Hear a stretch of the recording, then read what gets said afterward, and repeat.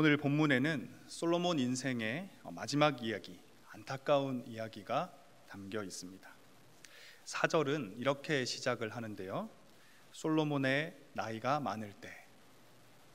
나이가 많이 든 솔로몬은 그의 수많은 부인들에게 마음을 쏟고 있었습니다. 그 결과 솔로몬은 하나님이 아닌 이방신들을 따랐습니다. 5절과 7절은 이렇게 기록하고 있습니다.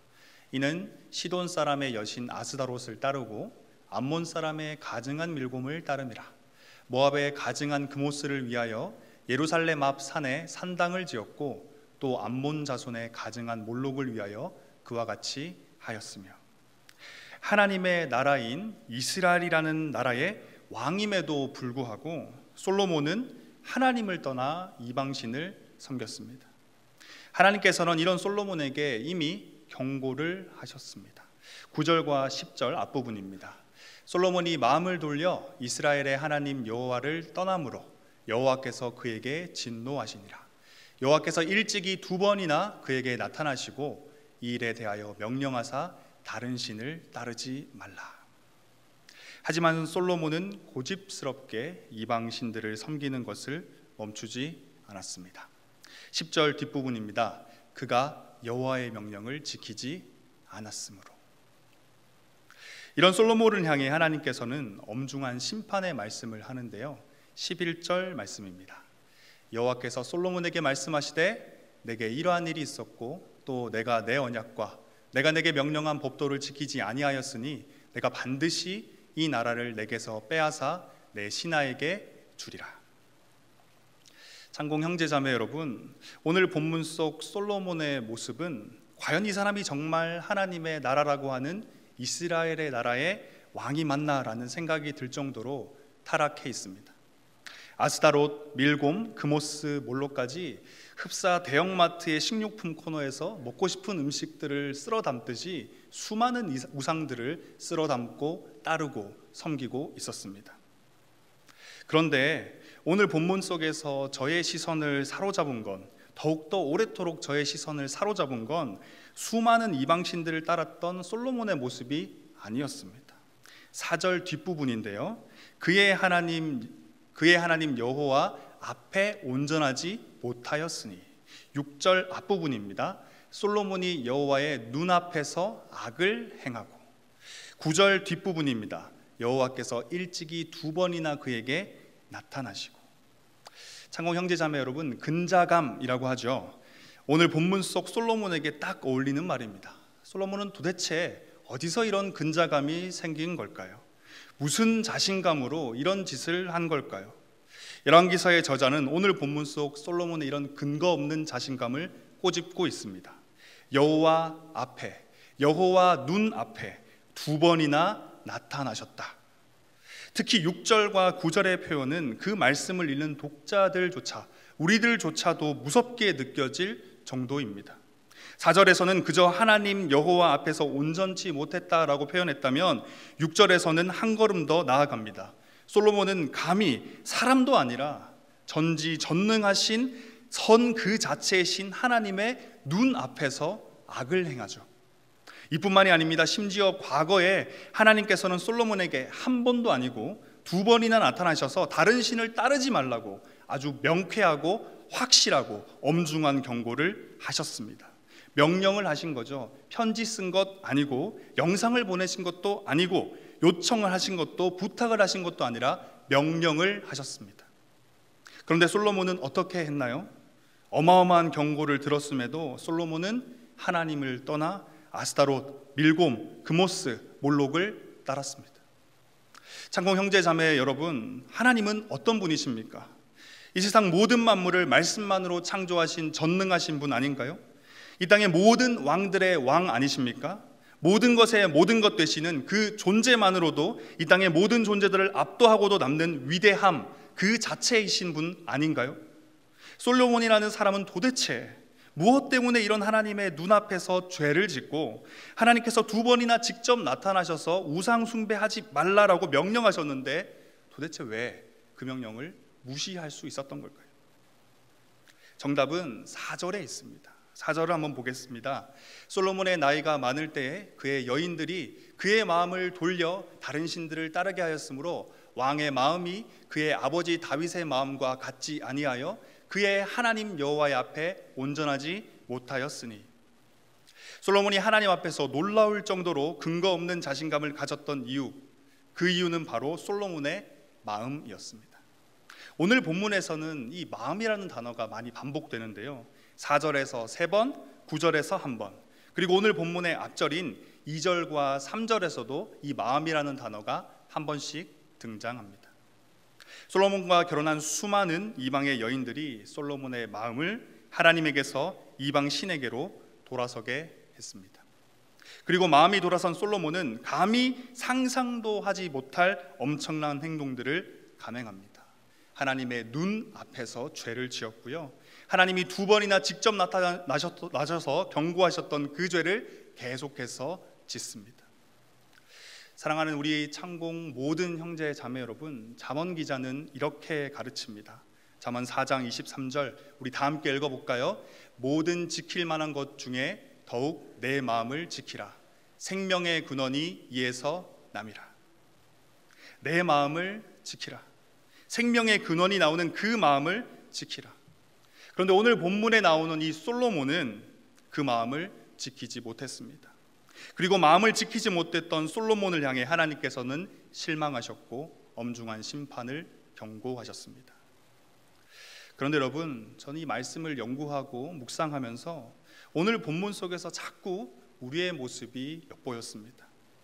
앞서 나눈 것과 같이 오늘 본문이 솔로몬의 마음에 주목하고 있고 또 그 마음이 원인이 되어 솔로몬은 하나님을 실망시키며 하나님께 심판 경고까지 받게 되었습니다. 그런데 만약 제3자의 시선에서 오늘 본문 속 솔로몬을 바라보면 어떤 느낌일까요? 솔로몬은 하나님 앞에 서 있던 사람이었습니다. 그리고 때로는 하나님의 눈앞에 서기도 했습니다. 이뿐만이 아니죠. 심지어 솔로몬은 하나님께서 직접 그에게 찾아가서 그 하나님을 만난 사람이었습니다. 그것도 한 번이 아니라 2번씩이나 만났고 하나님의 말씀을 들은 사람이 바로 솔로몬입니다. 제3자의 관점에서 본 솔로몬의 모습은 어떻습니까? 괜찮지 않나요? 건강하고 문제없는 하나님의 백성과 성도같이 보이지 않습니까? 그렇다면 여러분, 오늘날 지금 우리는 어떻습니까? 우린 지금 이 시간 하나님을 만나는 예배의 자리에 나와 있습니다. 두세 사람이 내 이름으로 모인 곳에 하나님은 함께한다 하셨기에 우리 이 자리에는 하나님이 함께하고 계십니다. 하나님을 만나고 있다는 거죠. 진리가 담긴 말씀이 우리 손에 들려 있고 그 말씀이 해석되고 적용되는 설교가 지금 이 시간 우리의 귀에 전해지고 있습니다. 만약 어떤 한 사람이 오늘 본문 속 솔로몬의 모습을 바라보고 오늘 이 시간 예배를 드리고 있는 우리의 모습을 바라본다면 아마 큰 차이를 못 느낄 겁니다.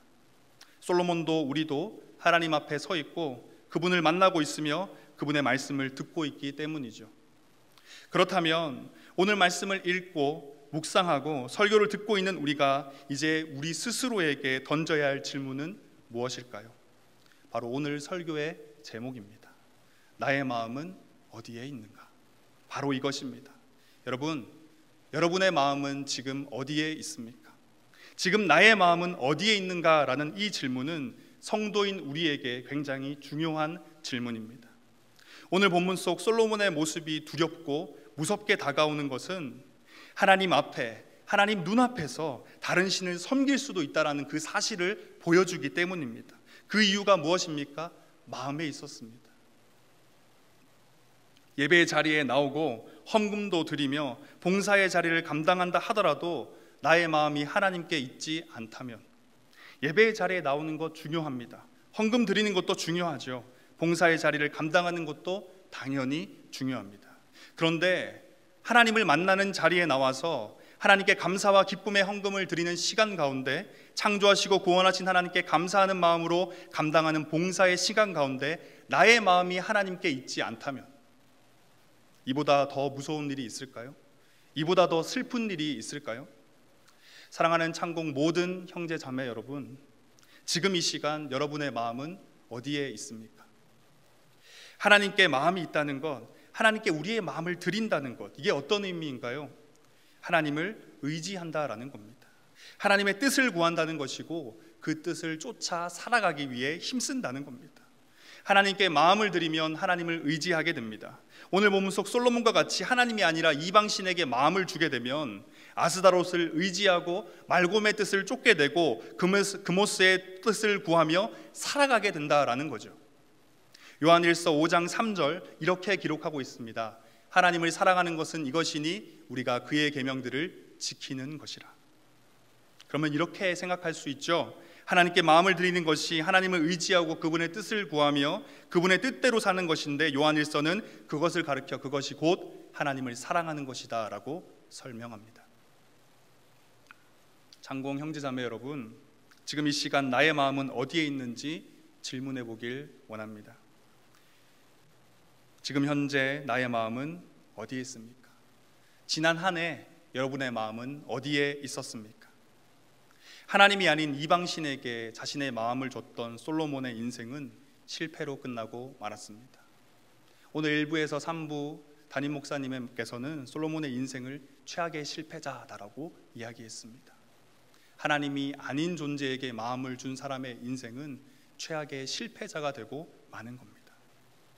하지만 하나님께 마음을 드리는 인생, 하나님을 의지하고 그분의 뜻을 구하며 그 뜻대로 살기 위해 힘쓰는 인생, 하나님을 사랑하는 인생은 결코 실패하지 않습니다. 진학의 문제, 취업의 문제, 건강의 문제, 연애, 결혼, 사업, 가족관계, 인간관계 등 인생의 크고 작은 문제들과 유혹과 시험 앞에, 공격들 앞에 두려워하고 고민하며 좌절하고 있는 형제 자매들 있습니까? 하나님께 우리의 마음을 드리길 원합니다. 하나님을 의지하고 뜻을 구하며 그 뜻대로 살기 위해 힘씁시다. 하나님을 사랑합시다. 하나님께 마음을 드리는 인생은 세상 가운데서 결코 실패하지 않습니다. 성경은 그런 자들을 세상이 감당치 못하는 자들이다 라고 말합니다. 이번 2023년이 하나님 앞에서 무언가 다른 해가 되길 소망하지 않습니까? 작년과는 무언가도 달라도 조금 더 발전한 모습, 건강한 모습, 하나님이 보시기에 기쁜 모습이 되길 소망하고 있지 않습니까? 우린 매년 그런 꿈을 꾸고 있죠. 하나님 앞에서 그것을 소망합니다. 그럼 어떻게 해야 됩니까? 하나님의 역사하심이 내 삶 가운데 나타나려면 어떻게 해야 됩니까? 바로 나의 마음을 하나님께 드려야 한다라는 거예요. 세상의 우상들이 아니라 바로 하나님께 나의 마음을 드려야 한다라는 것입니다. 예배의 자리에 몸만 나오는 것이 아니라, 물질만 하나님께 드리는 것이 아니라, 봉사와 섬김이라는 행위만 하는 것이 아니라 하나님께 우리의 마음을 드려야 한다라는 겁니다. 하나님께 우리의 마음을 드릴 때 하나님은 일하십니다. 하나님께 우리의 마음을 드릴 때 우리의 삶에 생명의 강이 흐르고 하나님의 능력이 나타나는 겁니다. 제가 이 말씀을 준비하면서 하나님 앞에 많은 생각들을 하고 반성을 했습니다. 올 한 해를 시작하면서 지난 한 해 동안, 아니 과거 동안 저 또한 하나님 앞에 마음 들이지 않고 살았던 저의 삶을 돌아보게 하셨는데요, 올 한 해를 시작하면서 정말 하나님께 마음을 드리는 인생을 살고 있습니다. 여러분, 그 삶에는 기쁨이 가득합니다. 정말 세상이 이기지 못하는 그 능력을 가진 삶을 살게 된다는 걸 제가 몸소 체험하고 있습니다. 제가 간절히 소망하는 건 지금 이 자리에 나온 모든 형제자매들, 우리의 삶의 문제들 결코 쉬운 것이 없죠. 고민의 순간들이 끊임이 없습니다. 그 과정 가운데 우리가 이겨낼 수 있는 방법, 그 문제를 해결할 수 있는 유일한 방법은 하나님께 마음을 드리는 삶을 살아가는 겁니다. 하나님께 마음을 드리는 인생, 그런 삶을 살 수 있길 간절히 소망합니다.